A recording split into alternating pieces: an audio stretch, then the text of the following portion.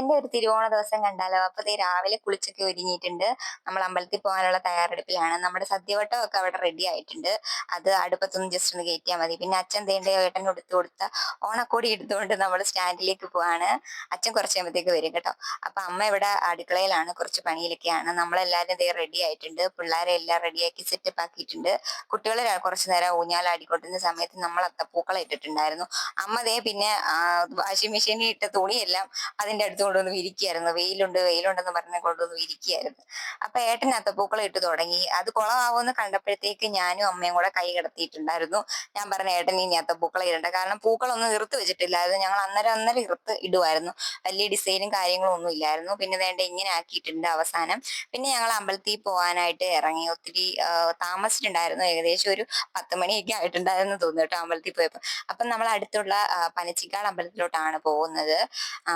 അപ്പൊ ഞങ്ങൾ അമ്പലത്തിലേക്ക് പോയി. അമ്മ വന്നിട്ടില്ല കേട്ടോ, അമ്മ വീട്ടിലാണ്.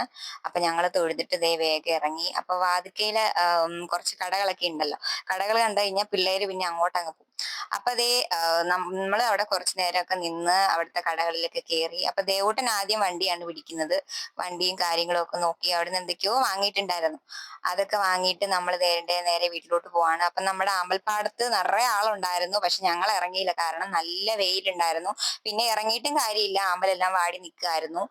സമയം അത്ര ആയതുകൊണ്ട് പിന്നെ വീട്ടിൽ വന്ന് നേരെ ഞാൻ പായസം മാത്രം വെച്ചാൽ മതിയായിരുന്നു. ബാക്കി തോരനും അവിയലൊക്കെ അമ്മ ആക്കിയിട്ടുണ്ടായിരുന്നു, എല്ലാം ചേർത്താൽ മതിയായിരുന്നു. അപ്പൊ അതേ ചോറ് റെഡി ആയിട്ടുണ്ട്. പിന്നെ പായസം, ഉപ്പേരി, ശർക്കര വരട്ടി, കാബേജും ക്യാരറ്റും കൂടെ തോരൻ ഉണ്ടാക്കിയിട്ടുണ്ട്, പപ്പടം കാച്ചിയിട്ടുണ്ട്, പിന്നെ പരിപ്പ്, ഇഞ്ചിക്കറി, നാരങ്ങാച്ചാറ്, മാങ്ങാച്ചാറ്, പച്ചടി, ഇത്രയാണ് നമ്മൾ ഉണ്ടാക്കിയത് കേട്ടോ.